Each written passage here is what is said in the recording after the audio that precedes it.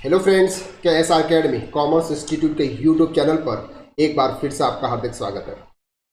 हम बात कर रहे हैं class 12th non profit organisation chapter की। नॉन प्रॉफिट ऑर्गेनाइजेशन के प्रीवियस वीडियो के अंदर हमने कवर किया था receipt income and expenditure account. Income and expenditure account आप किस तरह से प्रिपेयर करते हैं वो हमने बेसिक पॉइंट को कवर किया था। बेसिक पॉइंट का मतलब कि आपको रिसिप्ट एंड पेमेंट अकाउंट देके रखा हुआ है, वहां से आपके जो बैलेंसेस हैं जो इनकम एंड एक्सपेंडिचर से रिलेट करते हैं वो बैलेंसेस आपको इनकम एंड एक्सपेंडिचर अकाउंट्स के अंदर ले जाना है। इसके बाद हमने बोला था कि आपको यहाँ पर कुछ एडजस्टमेंट भी करने होते हैं, तो वो कैसे कैसे एडजस्टमेंट करने होते हैं वो हम कवर करते हैं। तो एडजस्टमेंट से पहले हमको कुछ पॉइंट्स को कवर करना होगा। वो पॉइंट कौन से हैं जो हम इस लेक्चर के अंदर कवर करते हैं, बहुत इंपॉर्टेंट पॉइंट है। आपको अगर income and expenditure accounts prepare करना है ना, तो आपको ये पॉइंट बहुत अच्छी तरह से आने चाहिए, तो ही आप इनकम एंड एक्सपेंडिचर अकाउंट्स सही तरह से प्रॉपर कवर कर पाएंगे। अदरवाइज आपके क्वेश्चन के अंदर कहीं ना कहीं मिस्टेक होगी, आप सही तरह से आंसर नहीं दे पाएंगे, आपका आंसर सही तरह से आएगा नहीं, तो आपके एग्जाम के अंदर आपके वो मार्क्स नहीं मिलेंगे। इसलिए ये वाला लेक्चर उस पॉइंट ऑफ व्यू से बहुत इंपॉर्टेंट है। ओके, क्या है हम समझते हैं। Final account of non profit organisation are prepared similar pattern that of business organisation. Simple चीज है, जिस तरह से बिजनेस ऑर्गेनाइजेशन की अकाउंटिंग होती है ना, एज इट इज अकाउंट आपके नॉन प्रॉफिट ऑर्गेनाइजेशन, उसमें भी हम एक्यूरल बेसिस के ऊपर ही रिकॉर्ड करते हैं। इस पर रिकॉर्ड करते हैं accrual basis. A few items of income and expenses of such organization are somewhat different in nature and need a special attention that treatment of final accounts. Means कुछ laser ऐसे होते हैं जिनको स्पेशल ट्रीटमेंट देना पड़ता है जब आप अकाउंट्स फाइनल कर रहे हैं। अकाउंट्स फाइनल करने का मतलब क्या है, आपका ईयर क्लोज हो गया है, अब आप बैलेंस शीट फाइनल कर रहे हो, नेक्स्ट ईयर के अंदर मूव कर रहे हो।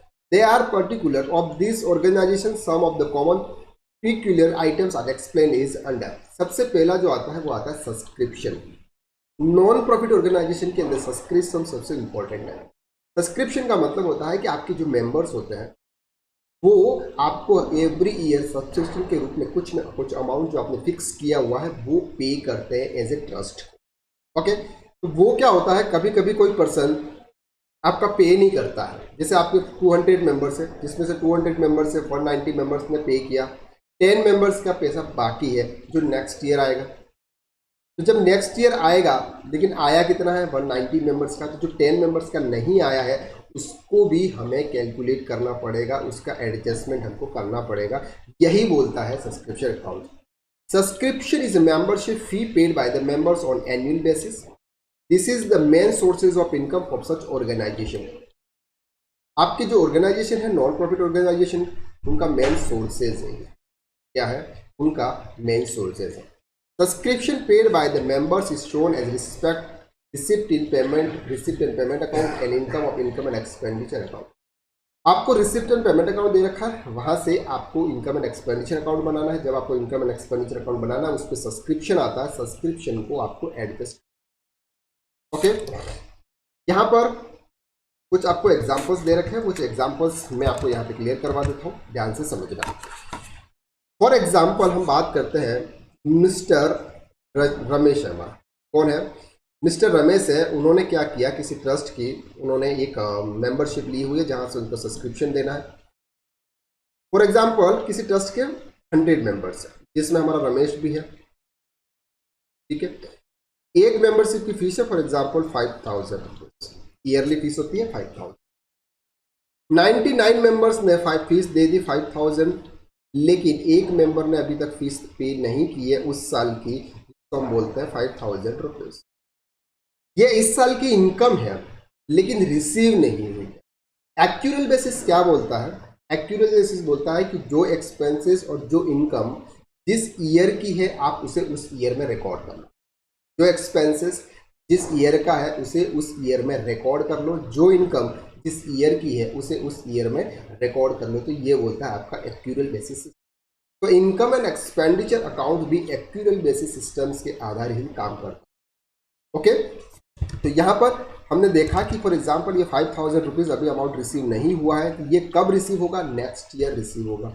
लेकिन इनकम किस साल की है, हमें इस साल की इनकम है, इसलिए 5000 रुपीज़ को भी आपको ऐड करना पड़ेगा।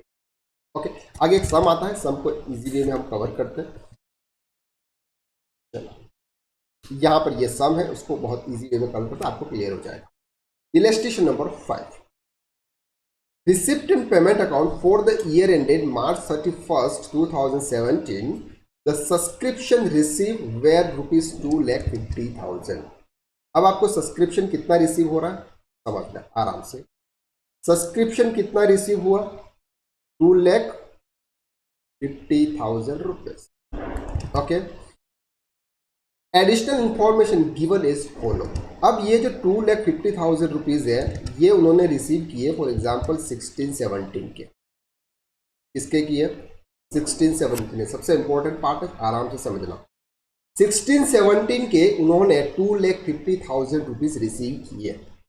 इन ₹2,50,000 में 50,000 वो अमाउंट है जो प्रीवियस ईयर का था, जो प्रीवियस ईयर का, यानी कि 50,000 वो अमाउंट रिसीव किया जो 15-16 का था, पार्टीज ने नहीं दिया था, आपके जो मेंबर्स है उन्होंने पे नहीं किया था, वो इस साल में उन्होंने पे किया हुआ है। ओके, तो वो प्रीवियस ईयर का इनकम थी जो इस साल में हमने रिसीव की हुई है, तो वो इनकम हमारी सब्सक्रिप्शन इनकम के अंदर नहीं आएगी। क्लियर हो गया, ठीक है सर। सेकंड पॉइंट है subscription outstanding on 31st March 2017 ₹35,000। आपने ये जो ₹2,50,000 रिसीव किए उसमें वो अमाउंट इंक्लूड नहीं है। 35,000 अभी भी आउटस्टैंडिंग है आपके इस साल की इनकम का। जैसे 100 मेंबर्स थे, 100 मेंबर्स में से 65 मेंबर्स ने पेमेंट कर दिया, 35 मेंबर्स का अभी भी पेमेंट बाकी है जो नेक्स्ट ईयर रिसीव। लेकिन ये इनकम किस साल की है, इस साल की इनकम है। आपको 100 इंटू जो भी आपका अमाउंट है वो इस साल की इनकम मानी जाती है, वो इस साल की इनकम मानी जाती है। तो ये जो 35,000 है ये हमारी इनकम है, लेकिन हमें अभी तक रिसीव नहीं हुआ है, जो नेक्स्ट ईयर रिसीव हुआ, तो हमें तो अपनी इनकम के अंदर ऐड करना पड़ेगा। Okay, then subscription receive in 1/4/2016 ₹25,000, जो 1/4/2016 के अंदर एडवांस में हमने रिसीव कर लिया था। एडवांस में उन्होंने रिसीव कर लिया था किस साल की इनकम का, इस साल की जो 16-17 साल की जो इनकम है उसका उन्होंने पिछले साल ही रिसीव कर लिया था एडवांस में। कुछ सब्सक्राइब मेंबर्स आपके ऐसे होते थे जो आपने एडवांस में उन्होंने पे कर दिया। And subscription received advance as on 31/3/2017, ये जो ₹30,000 आप रिसीव कर रहे हो ये आने वाले साल का इस साल में रिसीव कर रहे हो आप। तो जब भी आप सब्सक्रिप्शन अकाउंट्स बनाओ आपके 4 पॉइंट होते हैं, समझना। जब भी आप सब्सक्रिप्शन अकाउंट बनाओ 4 पॉइंट होते हैं। एक, प्रीवियस ईयर आपका जो आउटस्टैंडिंग अमाउंट था वो आपने इस साल में रिसीव किया। क्लियर हो गया आपको?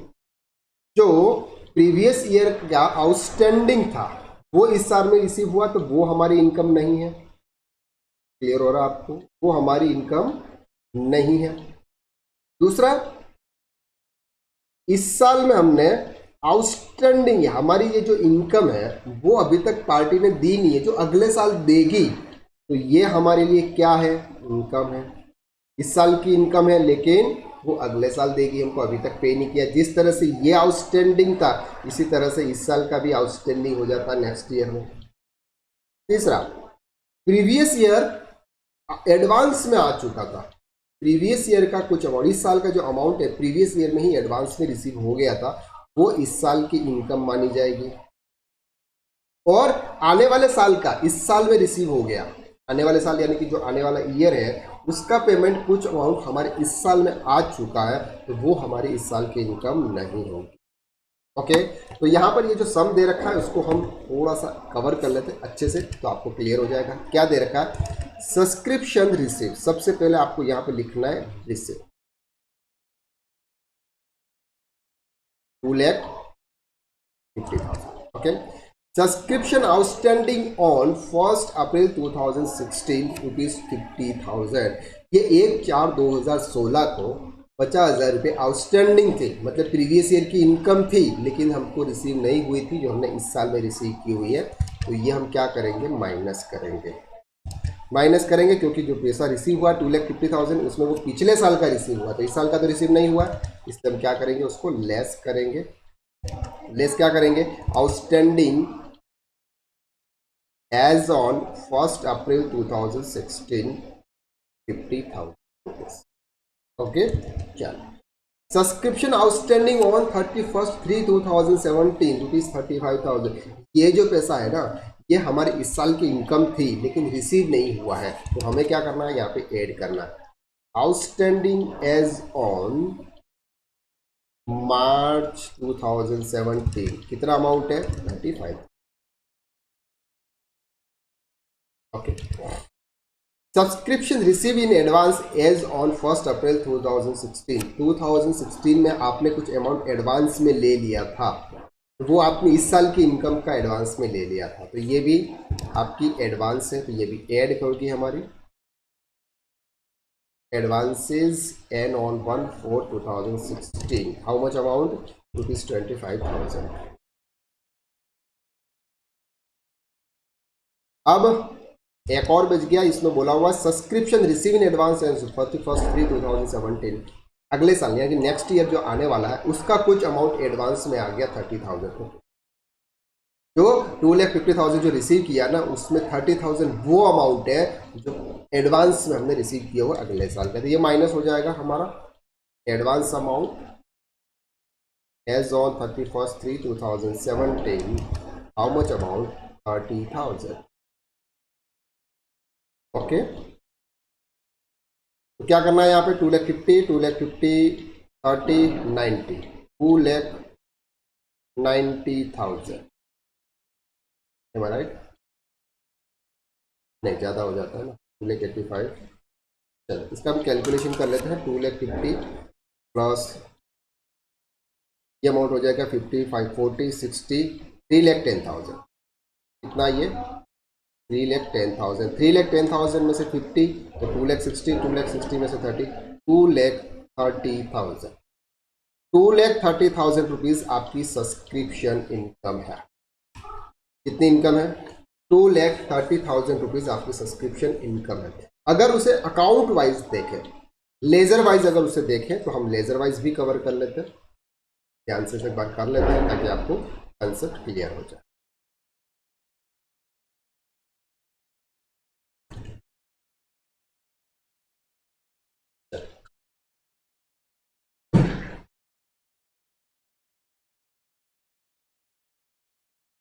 ये हम सब्सक्रिप्शन अकाउंट्स प्रिपेयर कर रहे हैं, इस तरह से लेजर्स प्रिपेयर होते हैं।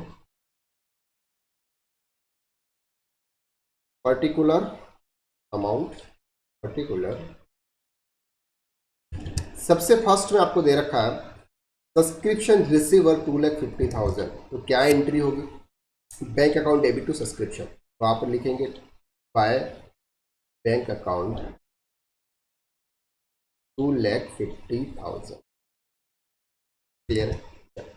Subscription outstanding on 1 April 2016 previous year का, इस साल में रिसीव करेंगे तो प्रीवियस ईयर का इस साल में लिखेंगे। Opening balances outstanding 1/4/2016 30,000। Subscription outstanding on 31/3/2017 rupees 35। ये आपका आउटस्टैंडिंग सब्सक्रिप्शन इधर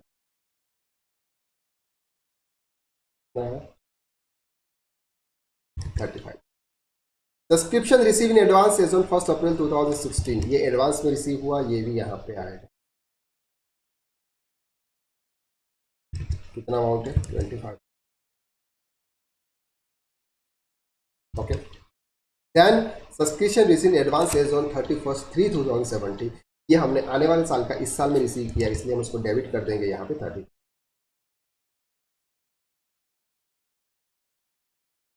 एडवांस एज ऑन 31/3/2017, इधर का टोटल करेंगे हम 3,10,000 टोटल, इधर हम माइनस कर देंगे ये फिगर हमारा 2,30,000। ये इनकम हम कहाँ ट्रांसफर करेंगे, receipt and sorry income and expense, balance transfer to income and expenditure. Okay, ये जब आप इनकम एंड एक्सपेंडिचर अकाउंट जब आप प्रिपेयर करेंगे उस समय आपको ये चीज़ ध्यान रखनी है। तो यहाँ पर हम देख लेते हैं 2,30,000 2,30,000 का बैलेंस शीट। अगर आप देखेंगे balance brought on advance payment और outstanding income and expenditure account and balance credit down. Clear है? ये सम है, ये सम बहुत इजी है, बस आपको थोड़ा सा ध्यान रखना है। आपको उसमें कंसेप्ट में 4 पॉइंट्स हमेशा ध्यान रखना है। जैसे 4 पॉइंट ध्यान रखना है, एक प्रीवियस ईयर का, अगर इस साल में रिसीव किया हुआ है तो हम कैश रिसीप्ट में से माइनस कर देंगे। इस साल का अगर कोई अमाउंट आउटस्टैंडिंग है तो हम केस में से ऐड कर लेंगे। प्रीवियस ईयर का हमने अगर एक साथ में एडवांस रिसीव कर लिया हुआ है तो हम ऐड करेंगे, और अगले साल का, आने वाले साल का हम एडवांस में रिसीव कर लिया है तो उसको हम क्या करेंगे, माइनस कर देंगे। क्लियर है? इलस्ट्रेशन नंबर 6 है, हम नेक्स्ट लेक्चर में कवर करते हैं। यहाँ तक आपको क्लियर है? अगर आपको कुछ भी डाउट्स है तो प्लीज़ आप कमेंट कीजिएगा। आज हमारे टेलीग्राम ग्रुप को ज्वाइन कीजिएगा, जहाँ पर आपको नोट्स और अदर डिटेल्स भी आपको हमारे ग्रुप के ऊपर मिलती रहेगी। तब तक के लिए thank you so much, have a nice day.